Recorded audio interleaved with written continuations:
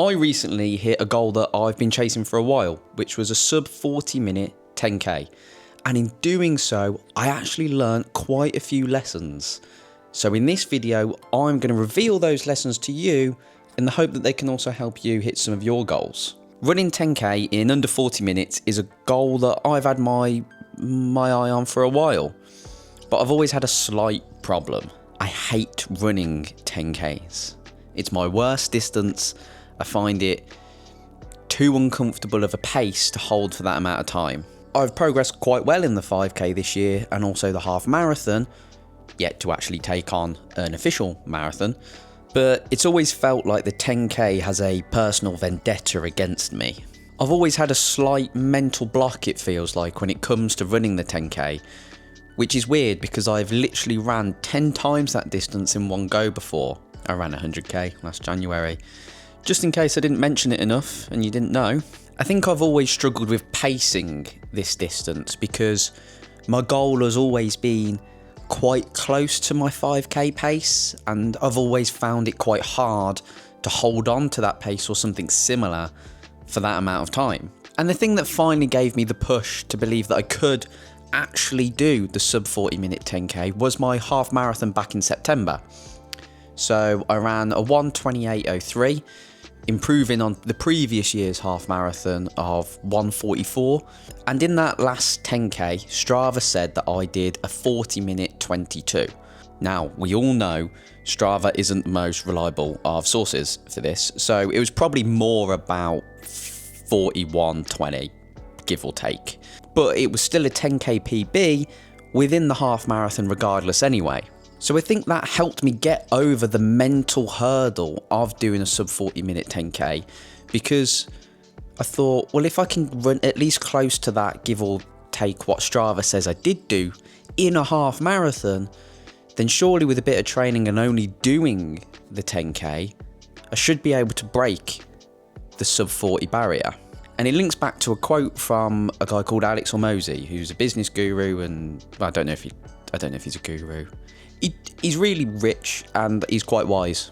He says you don't build confidence by shouting affirmations in the mirror, but by having an undeniable stack of proof you are who you say you are. Outwork your self-doubt. And doing this half marathon and the training and getting that time in the latter half of the half marathon was a stack of proof that I was the type of person that could run a sub 40-minute 10k. So the thing that got me over that mental hurdle was actually building the evidence over a long enough time that I was able to do it, and believing in that evidence and then going from there. Point 2 is actually intentional training. And for this 10k, I did something that I've never done before, and it's no reason that I hadn't hit it before.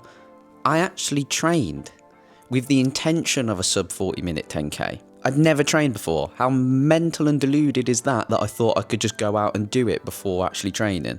I have my run club on a Monday, which does interval sessions, which have really helped me to push the pace and build that evidence that I can run at that pace. And it also combines the social aspect, which helps me to enjoy running a bit more and keep me motivated. I then did a few easy runs, and then I'd do another interval or tempo session on a Thursday. So I was doing 2 speed sessions a week, surrounded by easy runs and a bit of a long run on the Sunday.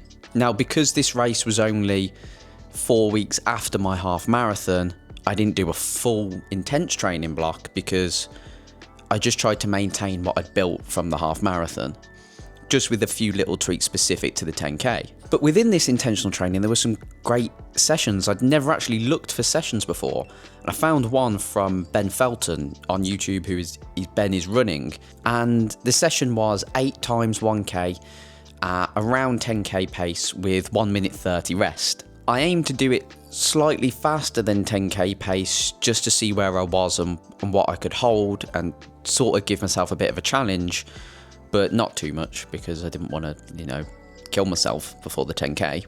And it was a hard session, but it was great. It was really great session. I thoroughly enjoyed it, although I was dead after. Before that, I was starting to get a bit of race nerves and lose a bit of confidence before it. But being able to hold that pace or around that pace for 8 times 1k, it really helped to build up that stack of evidence again. And this was only a week and a bit before the race I did this session. It made me believe that I could run the 10k at a slower pace than I did the intervals at and hold it the whole time.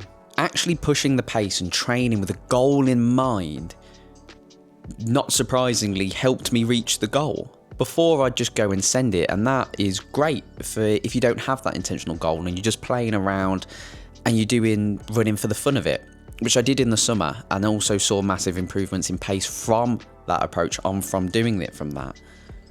But if you've got a fairly ambitious goal, you probably do need to do a bit of training, as I found out. Now, the next lesson that I've learned is probably one that all runners have learned, and it really humbled me, and it was to respect the distance. It's something I didn't do when I ran the 100k.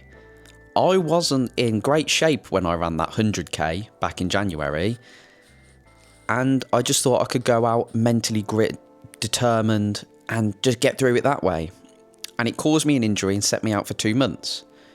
So, for this 10k, I took the learning I had from that and I respected the 10k distance. I knew it wasn't something that I could just go and send.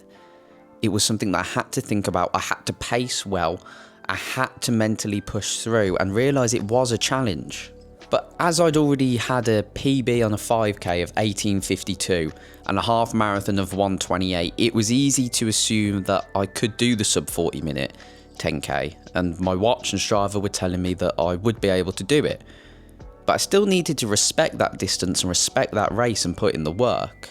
Showing the distance the respect it deserves, combining that with the intentional training in the previous point, really sets you up well to hit those goals and those PBs. So just because you've done one thing doesn't mean you can naturally jump to the next distance and be absolutely fine. I acknowledge that all distances are a long way from the distance that you start at. Back in 2020, when I started running very inconsistently, as we all did probably in lockdown, 10k was the long run. 10k was a run that I didn't look forward to because it was so long and I'd be out there for ages. And now I'm testing myself at a 10k and it's not the longest run that I do. It's not the longest run that I do in training for it. It's not the longest run that I do in terms of training for half marathons. So I've come a long way and respect the progress that you've made within those distances and comparatively how you feel in doing them in your running journey and how you've progressed over the years. Lesson 4 is one that you probably don't realise until the end. My back is hurting on this so far, I won't lie.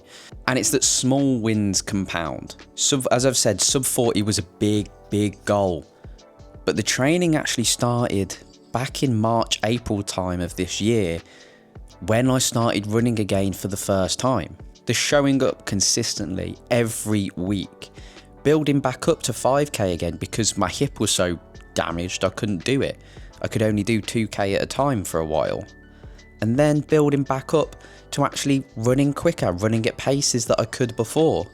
And then doing the 16 weeks of training for the half marathon. That first 3-4 months of just getting back to fitness and then the 3 months of training on top of that was setting me up great for doing the 10k. The weekly goals, the testing myself, the challenges, the eating better, the looking after my recovery, the gym work, all of these small little things that I did weekly built up and compounded to put me in the right position to try and go for that sub 40 minute 10k. They built the identity that I could do it.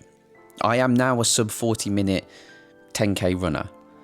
But I was also that before I actually achieved it, because I'd already won the battle. The small wins build identity and they build momentum that you can take in and help to achieve those goals and PBs. The increasing the pace and the mileage slowly over the weeks was a fun and easy way to get there. Now, the next lesson is one that I actually learned during the race. And it was you can do it even when you don't feel like you can. So the race started at 10, I think, and I got there for 8:30. Milled around for a bit, had a chat, went to the toilet, did all that malarkey. Then at about 9:30, I started doing some stretches, and then I did like a 2-3k warm-up. and then finished with some strides and then went to the start line. However, during the warm-up, everything felt a bit off. I didn't feel great. It felt like I was tired, but I just put it down to warm-up and nerves, and then went to the start line and thought we're still going to give it a go. And then 1K in, they still felt quite tired and they felt the same, and I just thought you're just warming into it. But by 3 or 4K, they felt really tired, and they were running further than they'd ever done at that pace. So I was thinking my legs were in for hell here, and I didn't actually think I was going to be able to hold on to it because I still had 6-7K left to go. Now, a previous version of me would have pulled back on the pace and probably quit and just let it go and just go, you can get there again in the future. But for some reason, I believed I had more in me. And it probably comes back to some of the other lessons that I've said. I'd done the training. I'd got over a mental hurdle of believing I could do it. And maybe it was that identity that I had that I was a sub 40 minute 10K runner. And let's go and give it a go. I think it was the confidence that the sessions and the half marathon had built. And yes, it is important to listen to your body, especially during training. You know, if you think your heart's, you know, pumping out your chest, or you feel like a muscle's gonna go, you should probably stop. You know, don't just listen to me saying like you can push through it. You need to listen to your own body. On race day, if you're going for a new PB or you're going for a new goal, your body's going to hurt because it's doing something it's never done before. Simple. You're pushing it. And when you feel that pain, that's where you need to make the choice of, do I want it bad enough? Which pain do you want? Do you want the physical pain right now? Or do you want the pain of knowing you probably could have got your goal, but you decided to let go? Now, in some cases, letting go might be the right option, depending on how you feel.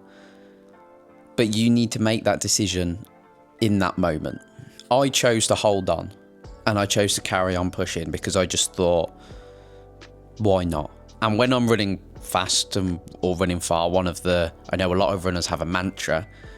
One of the mantras I have is fuck it, and just go for it. If you're feeling tired and that lactate is building up, well, unfortunately, you signed up to that part when you signed up for the race and to go for the PB. So it's a part of the deal, and it's something you're going to have when you're going for a sub 40 or any new goal. But it does beg the question of, well, how do you set a goal that you can actually reach? Well, why not check out this video up here to see the 3 science-backed tips that I have used to help set myself up for success when picking a goal. Come on, I know you want to.